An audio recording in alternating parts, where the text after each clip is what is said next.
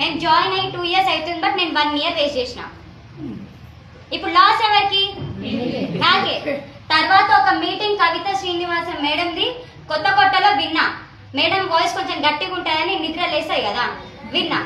మేడంది కొంచెం business plan విన్నా, బాగుంది కదా, ఇంకా విన్నామని చెప్పేసి అలా కొన్ని మీటింగ్స్ వింటూ, అవార్డ్ ఫంక్షన్స్ అటెండ్ అవుతూ, పెద్ద మీటింగ్స్ విని క్లారిటీ తీసుకొని డైరెక్ట్ సెల్లింగ్ అంటే ఏంటి.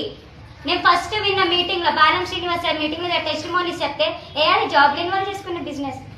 నాకేమోషన్, నేను మంచి చదువుతా, నేను టాపర్, నాకేమోసం ఇది, నేను జాబ్ గట్టిగా చేసుకుంటా, కంపెనీ పెట్టుకుంటా, నాకు ఇది అవసరమే లేదని అట్లా ఉండే నాకు ఈగో.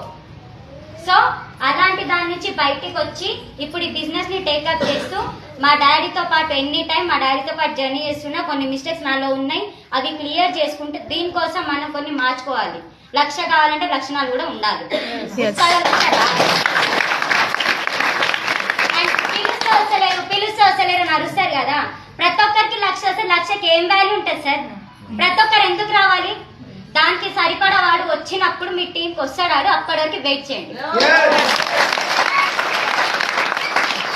ఆ వెయిట్ చేసే పేషెన్స్ ఎంతైతే ఉంటుందో మీ చెక్ అంత పెద్దది ఉంటుంది. అవునా కాదా? వెయిట్ చెయ్యాలి. 6 months వరకు కంపెనీ మనల్ని టెస్ట్ చేస్తారు, వీడు ఉంటాడా పోతాడా. కష్టాలు ఉండే ఫస్ట్